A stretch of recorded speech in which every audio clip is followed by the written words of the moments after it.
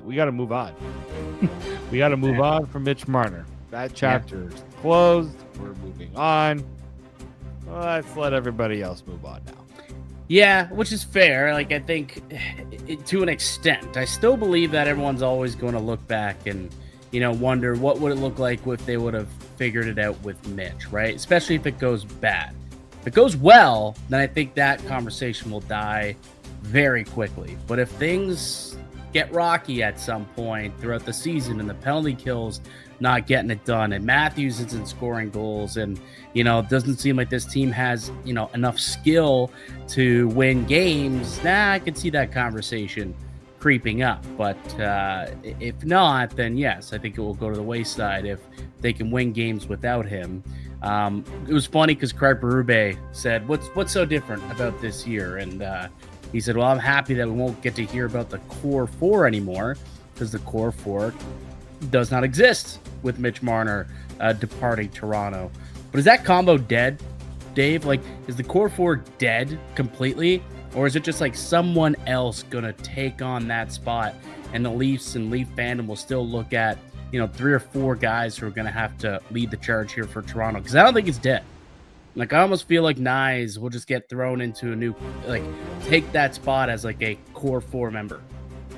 Yeah, I just think like the whole idea of having 4 guys making 10 plus million. Like, I think that's probably where the whole idea of the core 4. Well, Nylander wasn't making that at one point. Like, Nylander was only making like but the core 4 was brought in with Berube. Like, that was kind of the core 4's been around forever. They tried to get rid of it when Berube got there. Like that's where it was at its height. Like shot. It's been core 4 for the last 6 years. It was core 4 in the Babcock era.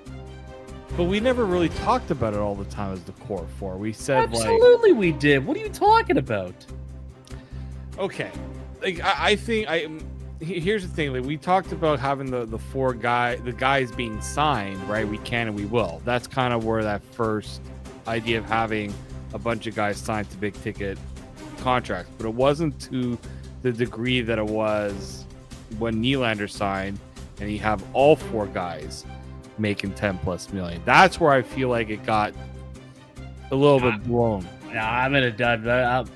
We'll agree to disagree. Core 4 has been a thing for when Brad Treliving took the job on day 1. That was before Nylander signed. He said, "I hate the core 4 talk. You guys got to stop with the core 4 talk and get rid of it." Maybe that's where it was. Nylander was making $6 million at that point. So then core 4 would have been more of a 2023 because that's when Treliving came in. Right? Yeah, but he said it needs to stop because it was pre that it was being talked about. Anyways, this is besides the point. Yeah. Complete semantics argument. The point is, I still don't think that conversation is dead. Like, I think someone just takes over, and there's still going to be conversations about there being 3-4 guys who are going to have to lead the charge. I still think that is going to be part of the conversation. So I don't think core 4 is dead. I think that conversation will still be very much alive, and I don't think that people are going to stop talking about Mitch Marner either. But still, I think that it would be best if the Leafs come out and move on. I don't think the fan base is going to, but the Leafs have to. The team has to, because he's not there and he's not walking through the door. And they're gonna have to, do best with what they have. Now, we've both talked about this a lot throughout the summer, that they've done a pretty good job filling that role, not necessarily Marner specifically, but they've built out the depth. And Treliving even said, like, yeah, Marner's gone.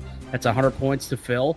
But we feel like the 3 guys that we brought in to replace that could make up for those 100 points collectively. And that's what they're going to try and do. It's going to have to be collective. It's going to have to be the whole team. Matthews maybe get back to his 60-goal season. Matthew Nyes take a step forward. Maybe Nicky Bobby figures it out. Bobby McMahon gets a little bit more consistency within his game. I think the team feels like they are prepared with what they've done. Feels like it's going to be different for sure. Will it be better? Remains to be seen. I will apologize. Yes, I am finding references back in 2019. So you were. I don't know what the hell you're talking about. It only started last 2 years. I'm like, that happened like when Tavares signed his deal. Yeah, I think it was more so 2020. is likely where it was when after the all Mitch three of Marner. them signed, and then all 4 players Yeah. were under contract. But anyways, But yeah, I do think. Look, when you think about championship teams, it went from having the dynamic duo to then you're having like you need to have an established core, but it's not. I guess what they're trying to say is not. It doesn't take 4 players to win. It takes a team. an entire team. It takes a 23-man roster. It takes all 20 guys that are going to be on the ice each and every night. I think that's the best. That's what Brad Treliving has been trying to change ever since he arrived in Toronto. Mm-hmm. He's been trying to make it less about. Well, you're not going to make it less about the star players, but he is trying to put the onus on more than just the star players. Yes, To do it. And boy, we found out that he put the onus on quite a few people. Yes, For he sure. did. He's asking more of a lot of guys, obviously, and that has to happen when you lose a Mitch Marner, right? Like you're not.